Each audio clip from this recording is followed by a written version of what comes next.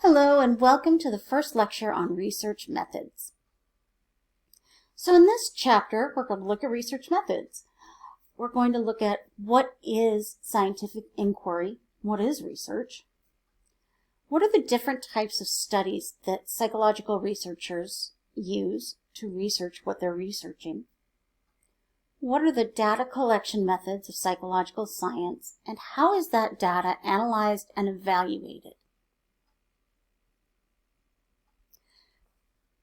Before we get any further, I'd like you to go back to Moodle and you'll find a folder titled Chapter 2, Research Methods Lecture Videos. And in that folder, you'll find a video titled The Scientific Method. I would like you to go watch that now, please.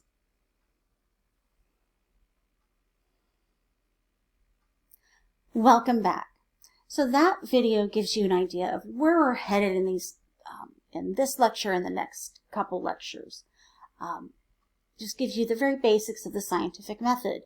And every scientific field uses the same scientific method. The only thing that differs is what it is that you're researching. So in psychology, we are researching behavior and mental processes. Now, the scientific method depends on theories, hypotheses, and research. Now again, our goal is to compile empirical or objective evidence regarding behavior and mental processes. So now I want you to go watch the video titled Two Monkeys Were Paid Unequally in the folder titled Chapter 2, Research Methods Lecture Videos.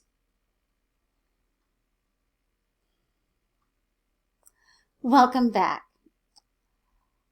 I really love that video. Primate research is fascinating, and that video is pretty funny too. So I had you take a look at that because I think when we think about psychological research, we think about it just being human, but actually psychologists do all kinds of research with non-human subjects as well, because it helps us research things we can't research with humans, or we're kind of looking at, so let's say language. Where did language start and why is language used with humans? So we're looking at communication throughout the evolutionary chain. Really loved how the researcher in that video, when you saw her, she had a face mask on. And there's an important reason for that. You want to influence your subjects as little as possible. And facial reactions tell your subjects a lot. So we try really hard to control our facial reactions. I would find that hard when a monkey is throwing grapes at me. Well, cucumbers in this instance. That poor monkey got pretty agitated. So that was a way that the researcher controlled a possible interfering, what's the word I want to use?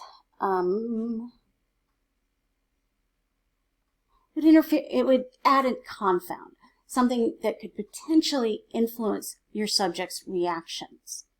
So she made sure to hide her facial reactions.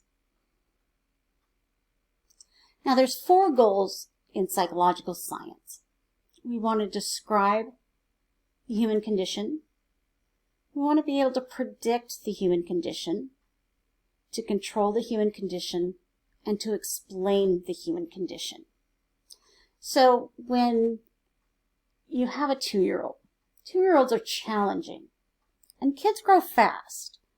So all of a sudden, this little happy child is acting out a bit. And that's normal. It's actually necessary, developmentally necessary, because kids learn a lot through tantrums. So parents do a lot of reading on how to control their children and how to decrease tantrums. Now, with that, you need to be able to describe what is a tantrum. Parents want to learn how to predict tantrums. So when is my child going to have a tantrum? Under what conditions? That allows the parent to gain some control over those tantrums. So if you know that your 2-year-old has a meltdown in the grocery store, how do you control for meltdowns in the grocery store? You don't take your 2-year-old to the grocery store. That's just one way to try to control an infant's meltdowns. And in psychology, an infant is from birth to 3. And then with psychological science, we want to explain.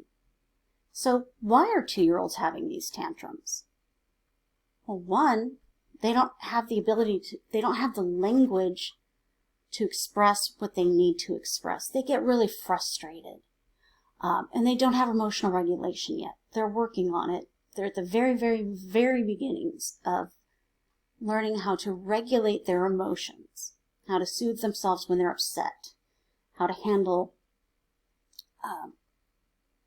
circumstances when they're not happy with what's going on.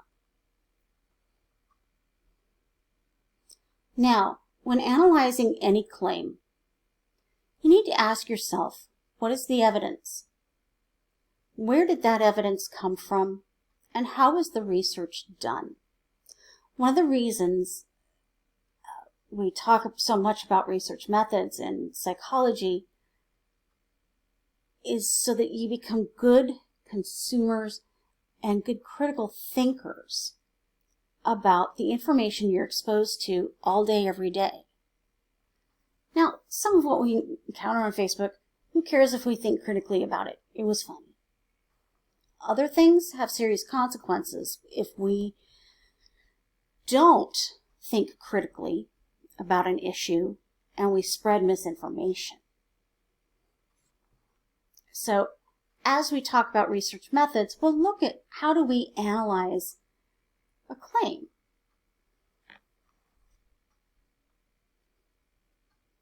So scientific inquiry relies on objective methods and empirical evidence to answer testable questions. The issue of testable questions is very critical. So Freud's theory of the unconscious mind, we'll talk about that in chapter 4. It's fascinating. It's also untestable. There is no way for us to test Freud's theory of the unconscious mind. What does that mean for psychology? It means that we reject his theory of the unconscious mind. We have lots of reasons to do that, but if we can't test it, we cannot say whether or not a theory is accurate or not accurate. We have to just say, we don't know, and we don't know how to even test it. But a lot of issues with the human condition are very testable. So we start with a theory. And a theory is an interconnected set of ideas or models of behavior. And I'm going to give you examples of these. First, I just want to give you definitions and outlines. So from a theory, we develop a testable question. And this is in the form of a prediction. So this is our hypothesis. And the hypothesis is what we actually want to research. And then we form our research method that allows us to test, to perform our research systematically, and then we collect and evaluate our evidence. So the scientific method in a nutshell. First, you choose your research question. So you're going to take a theory. Theories can be very, very large, like the theory of evolution. That's enormous. So you take a theory and you develop a research question from that. And again, I will give you examples. Then you conduct a literature review. You look for as much research on that specific question as you can find. From that, you develop a hypothesis. And then you choose, what method of research am I going to use to research this hypothesis? So you select that methodology, then you conduct the study, then you're going to analyze your data, draw conclusions, and then share your research. Sharing research is really critical. That's how science blossoms. We need other researchers to know what we've researched, because we also need to know what they've been researching. So, let's talk about theories and hypotheses. A theory is an established set of ideas that can be used to make predictions. And so a theory is an explanation of the general principles of certain phenomena with considerable facts to support it. So my specialty is temperament and personality, with a special focus on introversion and extroversion. So, we have large theories about personality, and then I can develop my hypotheses and research away. Now I'm going to give you examples. I'm getting there. And here we go. Examples of a theory. 1. Human attachment is dependent on the quality of a caregiver's interactions with an infant. When we look at research on human attachment,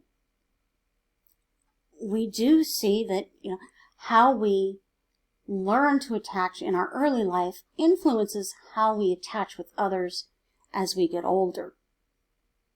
Another theory, introverts and extroverts respond differently to their environment. There's a ton of research to support that. That has become a big theory. Another, sleep is critical for overall physical health. There's a lot of research on sleep and physical health. Now so once we've kind of established what's a theory I want to explore, what's a theory I want to play with, you develop a hypothesis. And a hypothesis is a tentative explanation that can be tested with the scientific method. So it's a question stated as an explanation.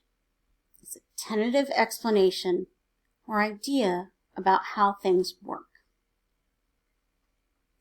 So I have some hypotheses examples, and these are related to the theories I just mentioned.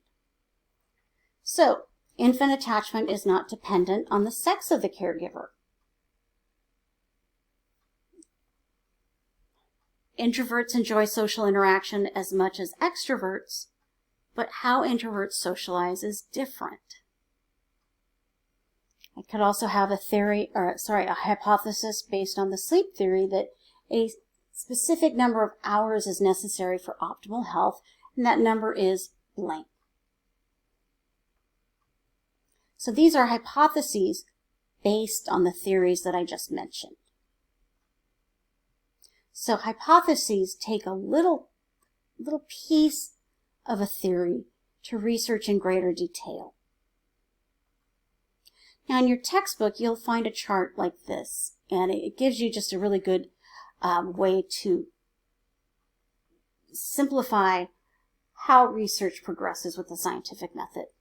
You start with a theory, you develop your hypothesis, conduct your research, and then your theory is either supported or is not supported. Kind of sucks when your theory is not supported. That happened with my master's thesis. I was incorrect. Oh, it felt horrible. Still a valid finding. I did my research really well, but I was incorrect. Thank you, and I'll talk more about this in the second lecture on research methods.